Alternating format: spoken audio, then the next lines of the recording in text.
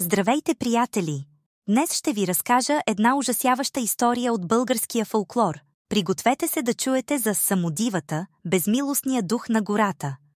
Преди много време, в едно малко село, заобиколено от гъста гора, живееше смел младеж на име Иван. Иван обичаше да изследва гората и да събира лечебни билки. Една тъмна нощ, докато събираше билки, той чу очарователна и примамлива песен, идваща от дълбините на гората. Воден от неустоимо любопитство, Иван последва звука до неговия източник.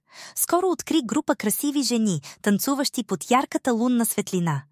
Тези жени бяха самодиви, митични същества, известни с тяхната омагьосваща красота и опасен чар. Иван не можа да устои на чара на самодивите и се приближи към тях, за да се присъедини към техния завладяващ танц.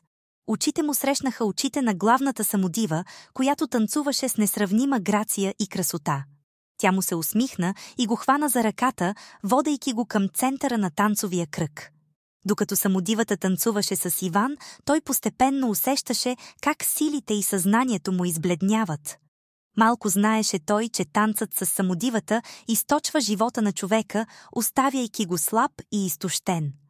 На сутринта селяните намериха Иван лежащ на ръба на гората. Той беше изтощен и бледен, сякаш духът му беше изцеден. Иван никога не се възстанови напълно от тази съдбоносна нощ и започна да предупреждава всички да стоят далеч от гората през нощта, страхувайки се, че може да срещнат самодивата и да споделят същата съдба. Така самодивата стана символ на опасност и омагьосваща красота в българския фолклор, а нейната история служи като предупреждение за всеки, който е изкушен да влезе в гората в тъмни нощи. Запомнете, приятели, не всичко, което блести, е злато и не всяка красота е невинна. Пазете се от самодивата.